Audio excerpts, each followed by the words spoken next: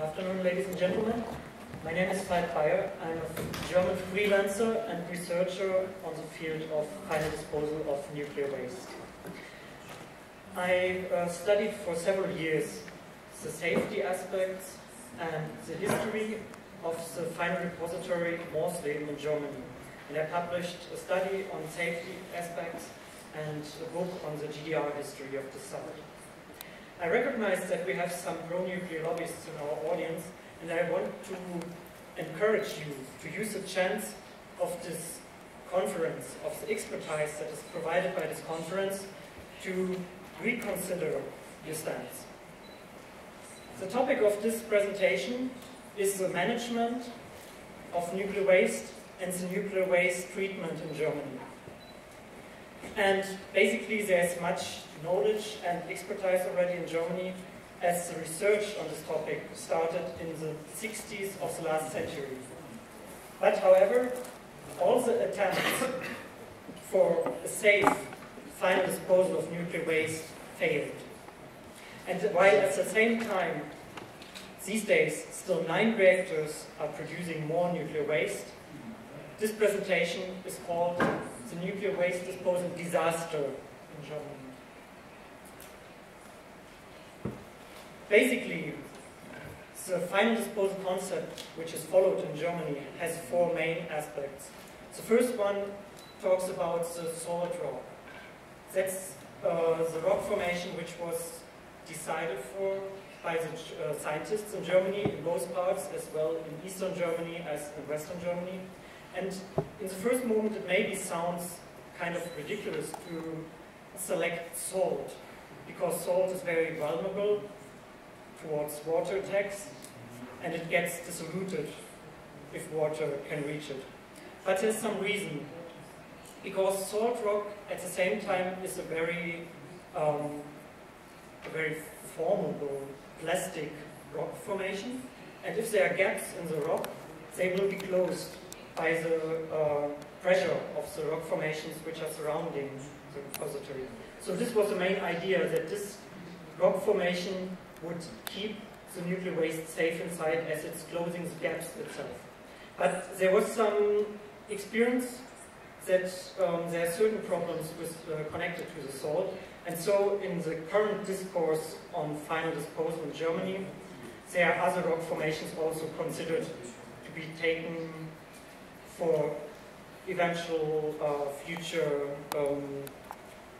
final disposal sites. The second aspect is about the aim to put the nuclear waste into a deep geological rock formation, because it would make it more difficult to get access or to make for any attacks on the repository, and there would be also the risk of natural catastrophes, of impacts of natural catastrophes would be reduced. And there are also scientists thinking that if we find a pristine rock formation, it also means that it provides safety for the nuclear waste.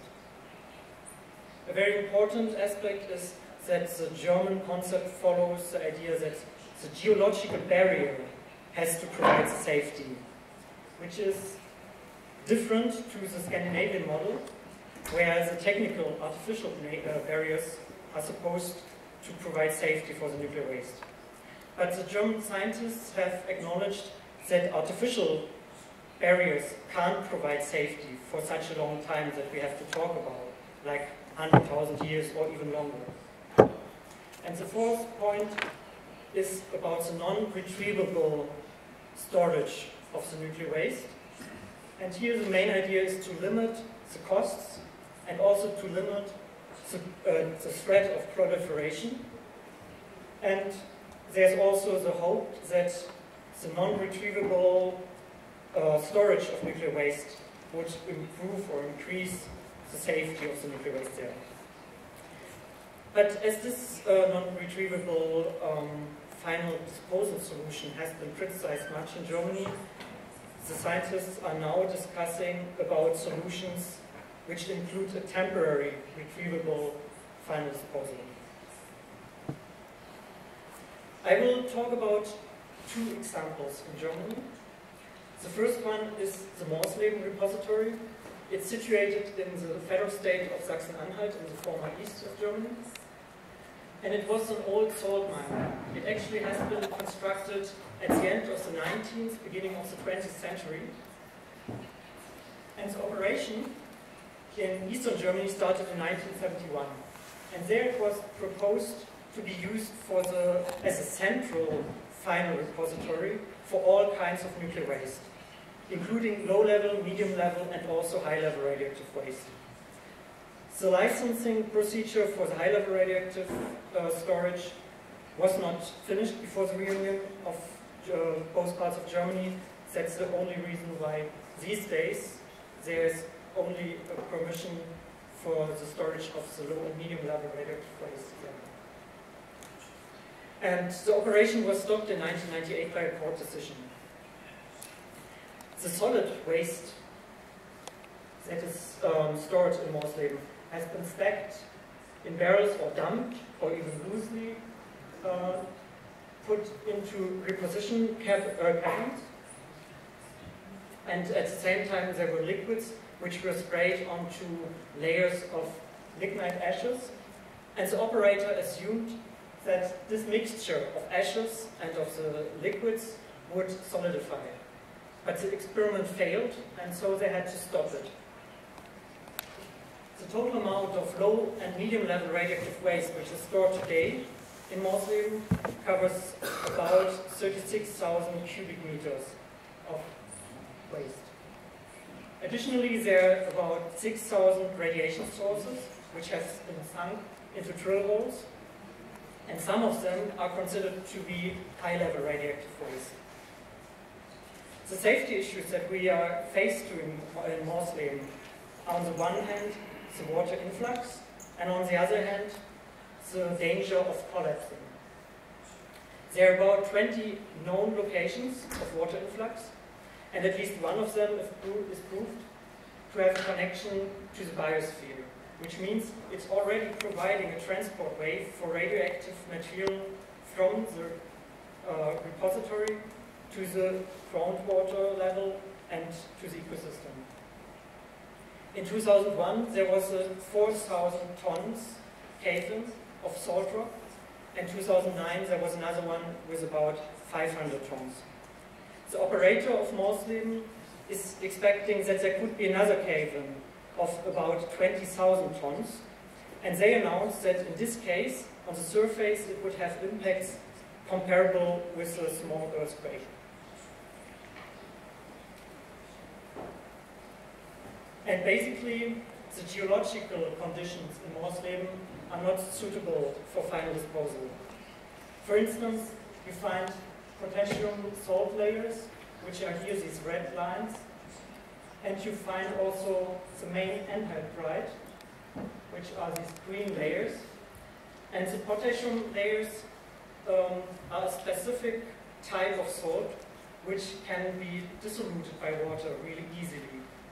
So this is the main reason for the water influx problems in Morsleben, while the main anhydride there is responsible for the collapse danger. Besides these geological problems, there are some failures connected to the operator's work. For instance, the inventory of the repository is unknown because the documentation of what they stored there was not complete and not very detailed. Since the early 90s, the public had been cheated about the inventory and about safety issues, while at the same time, these safety issues were well known already since the end of the 60s and the beginning of the 70s. There hasn't been any public consultations in the site selection procedure, and state-of-the-art is that old mines, in this case it's older than 100 years, are in general not suitable for final disposal of nuclear waste.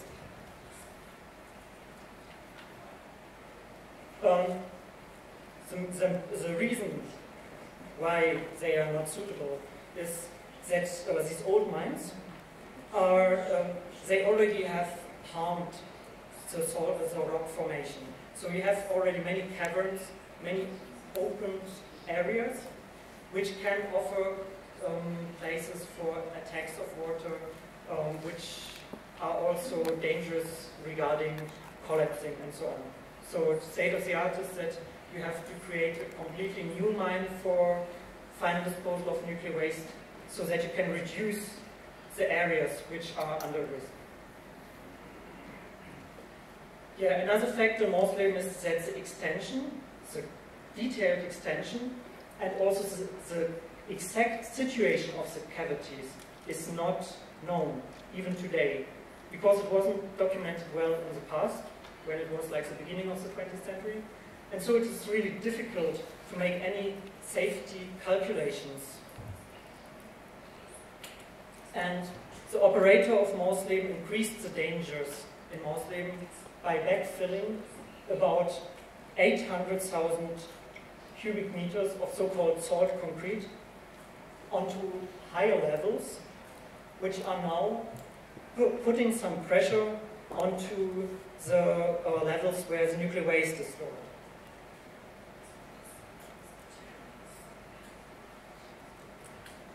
Gorleben is another final repository site in Germany, which is maybe even better known. It is located in the Wendland region in Lower Saxony, and it has officially the status of research mine. For this reason, as it is operated under the mining law instead of under the nuclear law, there hasn't been any public consultation yet. And at the same time, all nuclear power plants in Germany are using Gorleben as a proof for the solution of their nuclear waste problem. Because the nuclear law in Germany requires all nuclear power plants to provide a solution for their high-level nuclear waste.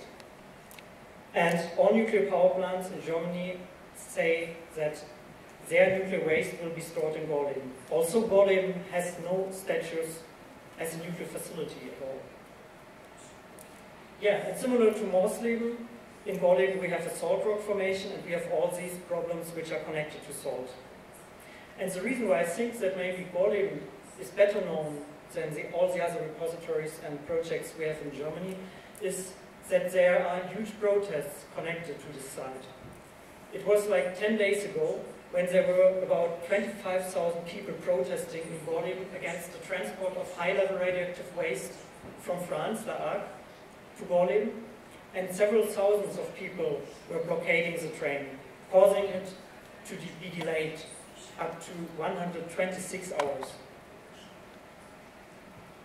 And also Gorleben has no official license or status as a final repository yet. We already know about several safety problems there. And one of them is that there are water-carrying layers. Another one is that the layer of clay is not mighty enough and that it's not gapless. And a really amazing fact is that the salt dome is not on a rest, it is still rising, which means that if we have the repository with nuclear waste there, it would come closer to the surface with every year. And there's a running salt dissolution, which means that the rock formation, which is supposed to protect the nuclear waste, is disappearing.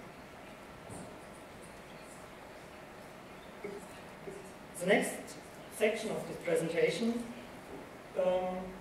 covers the question of the challenges, basic challenges of nuclear disposal, of the disposal of nuclear waste. And I'm separating this into the general challenges and specific challenges. The general disposal challenges are those problems which can't be solved in general. It's not possible to solve these problems. While the specific disposal challenges are problems which in theory at least could be solved. Also in practice, nowhere in the world they have been solved yet. And the first one talks about the estimated time window that we need to consider for the long-term safety. And in Germany they are talking about 1 million of years. So these are the requirements by the German law that the operator of such a facility has to prove that the nuclear waste will be safe there for at least 1 million of years. In the past, in Germany it was 10,000 years, later it was extended to 100,000 years. And I know in other countries, like in Sweden for example, the figures are not so high, it's like 100,000 years, and I know that it's still in some Eastern European countries that there has to be only a proof for 10,000 years. But all these things are just theoretical discussions. Because if we are talking about the real threats, about the inventories that we really have there, we have to talk, for example, about the uranium-238, which makes the biggest share of the high-level radioactive waste.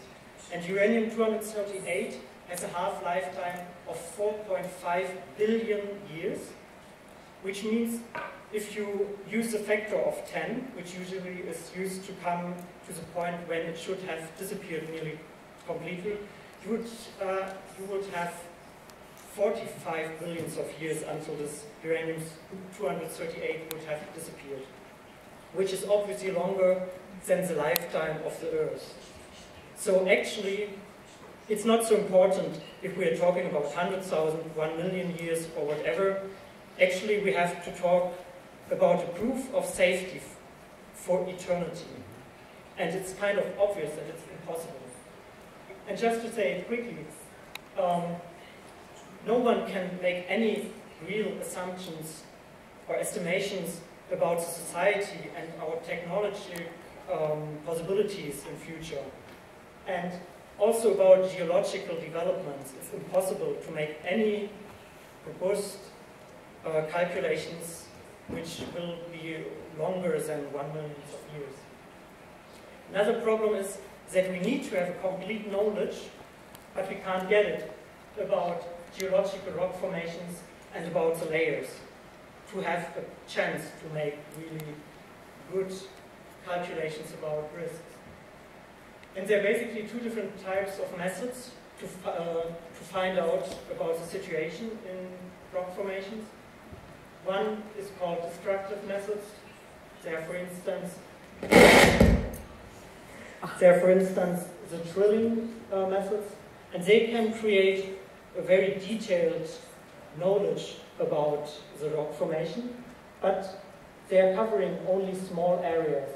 So the main parts of the rock formation will be kept unknown, and we only can make estimations about them. So it's not really knowledge, it's estimation what we are talking about then. And there are other methods, non-destructive methods, which can cover the whole region, but they also can't provide detailed knowledge about all the aspects which are important regarding the rock layers or the waterways or something.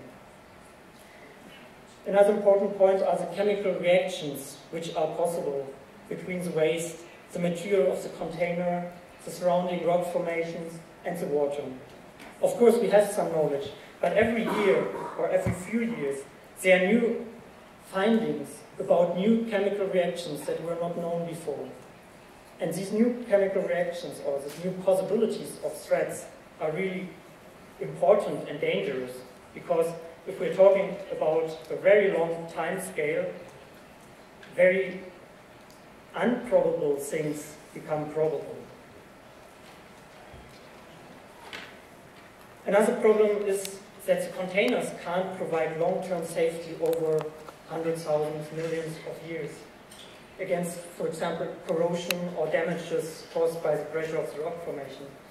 And some experts think that they can prove this, that they can provide this safety for maybe 5 years, maybe up to 70 years or something like this. But then, at least after this time, you can't guarantee anymore that these containers will be undamaged. And for example, the copper, which is used in the Scandinavian KBS model, is under threat of oxygen and the pressure of the rock formation, while the steel, which is used in the German Pollux model, is under threat by the water and also by the pressure of the rock formation. And the same problem we have with the technical barriers. These are artificial barriers, like the bentonite, which is discussed in the Scandinavian model, or the salt concrete, which is used in Germany. All these things, all these technical barriers can't provide long-term safety. They have the basic problem, again, that there could be reactions between the material and the water and the rock formation, and that the pressure of the surrounding rock formation could damage these barriers. But another problem is that even if we close the cavities totally, the water always will find its ways at the seams between the natural and the artificial barrier. Yeah, another point, just quickly. Usually you have to make an experimental proof, but in this case it's not possible because you would need to do it over millions of years. And I just mentioned it quickly. Besides these general problems, there are specific problems which are more discussed in the most cases. And even if we would find a solution for that, and if we would find a pure, not fissured rock formation, when we would start to do drilling, to do the exploration, and finally to build the repository, we would damage these pure, not fissured rock formations, and these wounds that are created can't be repaired totally again. So basically, a long-term safe storage of radioactive waste is impossible. The knowledge that's necessary about the dangerous reactions and about the developments of the rock formations will remain uncertain. And we have the knowledge that the operators very often are unreliable. And so we are at the point, at the moment, that nowhere in the world there has been found a safe solution for the long-term radioactive waste for these specific reasons. But at the same time, it is also impossible to find such a really safe solution because of the general reasons that I was mentioning. And so nuclear waste must not be produced. And so all the producers, which are the nuclear power plants, have to be shut down immediately. Thanks.